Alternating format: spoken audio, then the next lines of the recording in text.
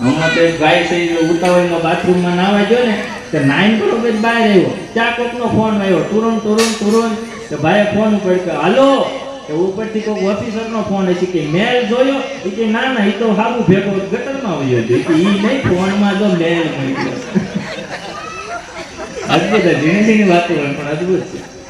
અને હું ગાતો નથી, બહુ મોટી સમસ્યા છે. ગળા વગર ગવાય નહીં, દાંત વગર ચવાય નહીં, મોટાના વેલમાં મરાય નહીં, ખોટા વેલ ફરાય નહીં, અમુકને ઘેર જવાય નહીં, અમુકને ઘેર લવાય નહીં, નો ખાવાનું ખવાય નહીં, ખાધું હોય કોઈને કહેવાય નહીં, ગધેડાને બકો ભરાય નહીં, મીંડડીને ધક્કો મરાય નહીં, ભલે આપણી ભેંસ ધરાય નહીં પણ કોકના શેઢા સરાય નહીં. ઘણું સમજાવે અશ્વિન, પણ ચાહે દોઢ ડાયું ખવાય નહીં, ચાહે દોઢ ડાયું ખવાય નહીં, ચાહે દોઢ ડાયું ખવાય.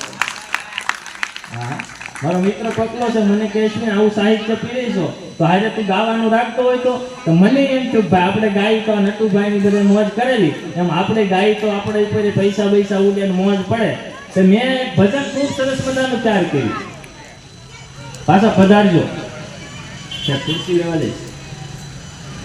એટલે મેં સરસ મજાનું ભજન તૈયાર કર્યું અને એક જગ્યાએ કાર્યક્રમ મેં ગાવાની શરૂઆત કરી.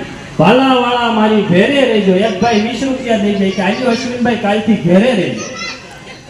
આ મારું આવ્યું નહીં, પકલાને મેં પાછી વાત કરી, મેં કીધું પકા આવું થયું કે મહેનત કર તને આવડી જાય. તો મેં વળી જૂનું પ્રાચીન ભજન મેં કીધું હવે તો નટુભાઈ કહીને હું પ્રાચીન ભજન શીખીને જાઉં. એક જગ્યાએ પ્રાચીન ભજન શીખીને જો અને બરોબર હલક આપી.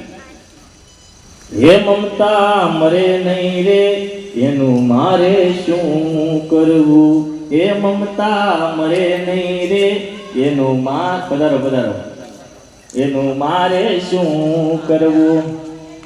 એમાં આયોજક હતા ને, ઘરના નામ મમતા હતું.